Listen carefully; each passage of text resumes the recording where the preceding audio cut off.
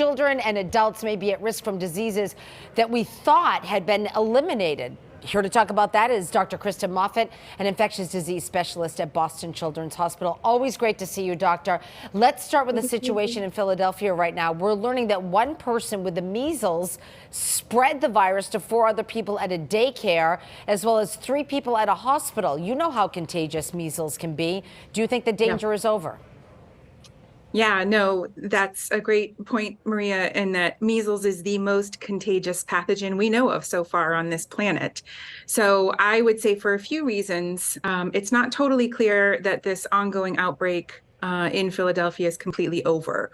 What makes measles so contagious is that it, as a virus, is spread through the respiratory route, but it can travel really, really far in the air, and it can hang out and linger in the air for a really long time. People with measles also are the most infectious to other people in the few days before they get the rash, the classic rash of measles, which might be the first indication to them that they have the measles.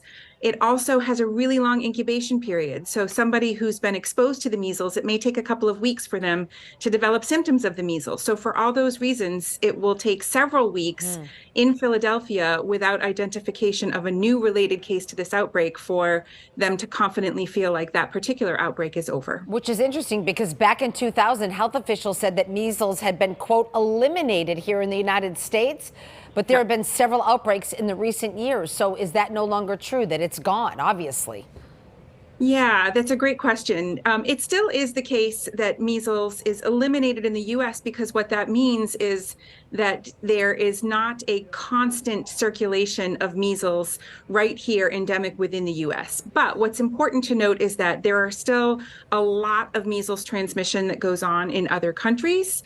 And those tend to be countries where access to available and effective vaccines is just not what it is here in the US. And so if somebody has been exposed to the measles, they become infected and they return to the US, particularly if they enter a community or surrounded by people where vaccine coverage rates for the measles are lower, it's the perfect setup for an outbreak of measles to happen. Nationally, the CDC says about 7% of kindergartners did not receive routine vaccines last year. In Massachusetts, that number is actually lower, 5.5%. What do you want those parents to know? I would still want parents to know that that 95% coverage rate that we refer to here in Massachusetts, while it's good, because measles is so contagious, it's actually very clear that a very high rate of immunity in the population is needed to prevent an outbreak. So some estimates suggest that over 95% immunity in the population is required to prevent and avoid an outbreak in the if it were possible that somebody had introduced it into the community. Measles is a very serious infection. It hospitalizes about 1 in 5 people who have that infection. And it's an even more serious infection in children under the age of 5.